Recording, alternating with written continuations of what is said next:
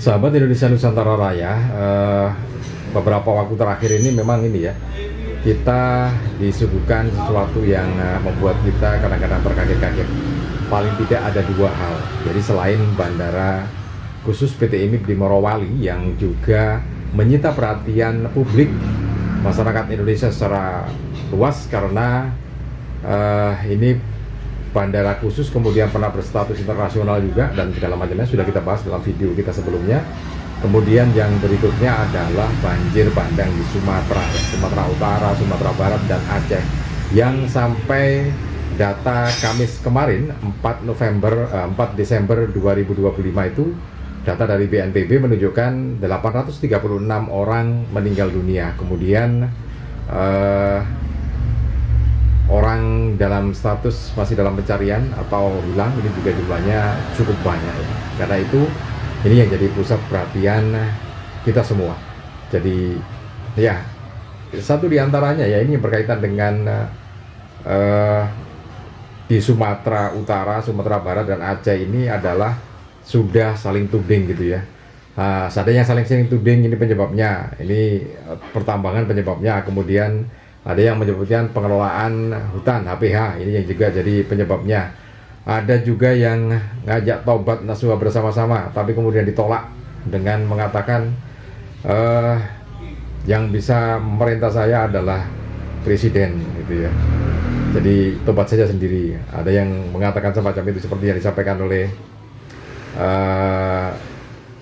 Caimin, jadi Menteri Pemberdayaan ini masyarakat menyebutkan ayo tobat bersama-sama atau ngajak tobat nasuha gitu ya, tapi oleh Bahlil ya dijawab tobat ini apa tobat ya tobat gitu ya, tobat sendiri gitu. Ya seperti itulah kondisi yang ada saat ini ya. Jadi nanti akan kita bahas lebih lanjut lagi tentang banjir bandang di Sumatera ini. Sahabat Indonesia Nusantara Raya, kita fokus ke Sumatera ya. Jadi korban banjir bandang sampai hari kemarin, hari Kamis itu ada data sekitar 836 orang yang meninggal dunia dari 3 provinsi ya. Jadi provinsi Aceh, Sumatera Utara, kemudian Sumatera Barat. 836 yang meninggal dunia sampai kemarin sore pukul 4 ya. Jadi sebelum kita lanjutkan lagi tentang update terbaru dan juga beberapa catatan terkait banjir bandang di Sumatera ini, kita doakan dulu saudara-saudara kita yang jadi korban meninggal dunia akibat banjir bandang ini. Mudah-mudahan diterima di sisi Allah Subhanahu wa taala, ditempatkan di tempat yang indah di taman surga ya. Kemudian keluarga yang ditinggalkan diberi kesabaran untuk menghadapi cobaan yang memang cukup berat ini ya. Kita bacakan Al-Fatihah dulu ya untuk saudara-saudara kita korban yang meninggal dunia ini. Al-Fatihah. A'udzubillahi minasyaitonir. Bismillahirrahmanirrahim.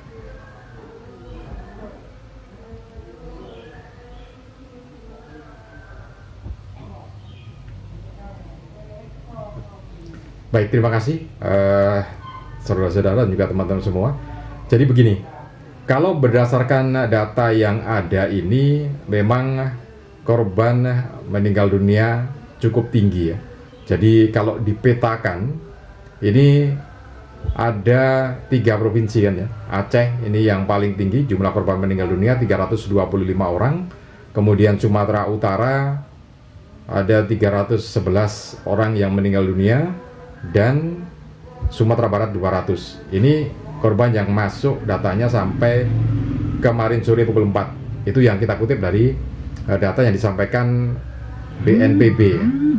Jadi informasi yang disampaikan oleh Kepala Data dan Informasi Komunikasi dari BNPB. Ada itu, dan sampai saat ini pemerintah juga masih terus menurunkan bantuan untuk warga yang jadi korban bandang di sana. Nah ini jadi masalah yang menarik karena ternyata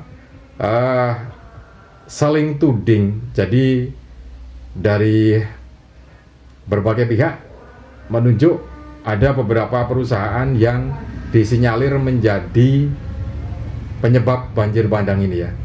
Berbagai media diantaranya ada yang menyebutkan, ada yang ini dari Toba Pulp, kemudian juga ada yang menyebutkan dari pertambangan, mining. Jadi satu diantaranya seperti yang kita kutip dari detik.com, tambang emas Marta B ini juga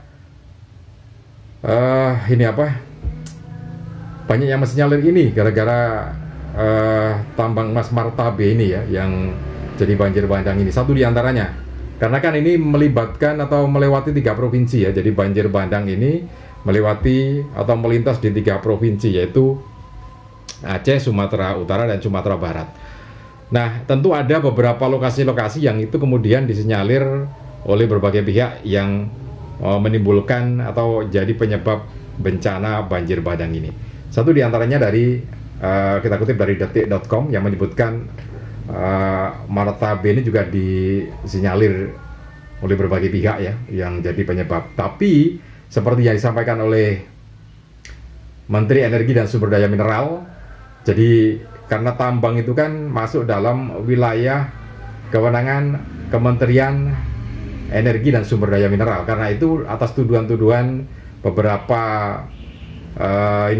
tambang yang dituduh itu, akhirnya Kementerian Energi dan Sumber Daya Mineral Bahlil Lahadalia juga sudah melakukan pengecekan ke lokasi ya, termasuk diantaranya tambang emas Marta B ini. Jadi menurut Bahlil Lahadalia, seperti yang disampaikan detik.com, Marta B ini ada 3 sungai, 2 sungai sedang yang di tengah gitu ya, kemudian sungai kecil.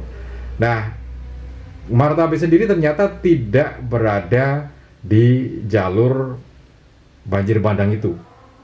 Artinya sangat prematur kalau kemudian ini disebut sebagai dampak atau penyebab banjir bandang yang ada di sekitar itu ya. Justru di Marta B sendiri tidak ada enggak ada banjir itu. Nah, karena itu Bahlil Lahadalia juga menyampaikan bahwa timnya meski demikian tetap melakukan evaluasi, melakukan pendataan dan pengecekan di sekitar tambang Marta B ini ya. Nanti data dan evaluasi yang sudah didapatkan itu akan dipelajari, kemudian hasilnya disampaikan apakah memang benar itu menjadi penyebab banjirnya. Meskipun sampai saat ini tidak menunjukkan adanya itu yang menjadi penyebab gitu ya. Nah, dari Marta B sendiri ini juga menyampaikan saat ini tim dari Marta B juga sudah melakukan pendataan dan evaluasi ya. Nah, hasilnya seperti apa? Itu nanti akan disampaikan lebih lanjut lagi. Dari catatan dari.com ini ada apa yang disampaikan oleh pengelola tambang emas Marta B. Ini menyampaikan bahwa kalau mengaitkan banjir bandang ini dengan penambangan emas yang dimiliki oleh Marta B ini memang terlalu prematur ya menurut mereka. Karena menurut mereka yang mengelola Marta B tambang emas ini yaitu PT Agincourt Resources menyebutkan bahwa banjir bandang yang terjadi saat ini itu karena curah hujan yang sangat tinggi akibat siklon Senyar ini. Kemudian air yang ada tidak tertampung di daerah aliran sungai, yang ada 3 daerah aliran sungai itu ya. Kemudian tersumbatnya batang-batang pohon di beberapa jembatan itu akhirnya mengakibatkan banjir melanda pemukiman warga. Nah, itu yang disampaikan oleh pengelola tambang emas Marta B, yaitu PT. Nah, berkaitan dengan bencana alam yang ada di Sumatera Utara, Sumatera Barat, dan Aceh ini, perusahaan tambang yang mengelola tambang emas di Marta B ini, menurut Bahlil Lahadalia, untuk sementara memang tidak beroperasi ya. Jadi tidak beroperasinya itu bukan karena masalah hukum ataupun masalah lingkungan yang terjadi saat ini, tapi diminta untuk ikut berperan serta melakukan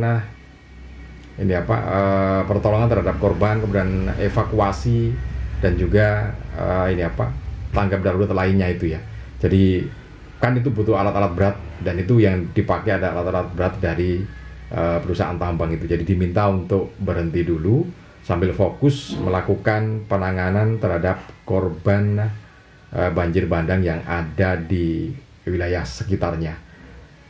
Tapi secara keseluruhan dari hasil pantauan, dari hasil evaluasi nanti semua perusahaan tambang akan dilakukan evaluasi. Kalau memang tidak sesuai dengan kriteria dan kaidah yang sudah ditetapkan sesuai dengan izin usaha pertambangan, maka memang akan diberikan sanksi ya. Tapi kalau memang tidak, ya tentu saja tidak akan diberikan sanksi karena memang tidak terkait dengan banjir itu ya. Itu nanti evaluasinya, hasil evaluasinya seperti itu nantinya.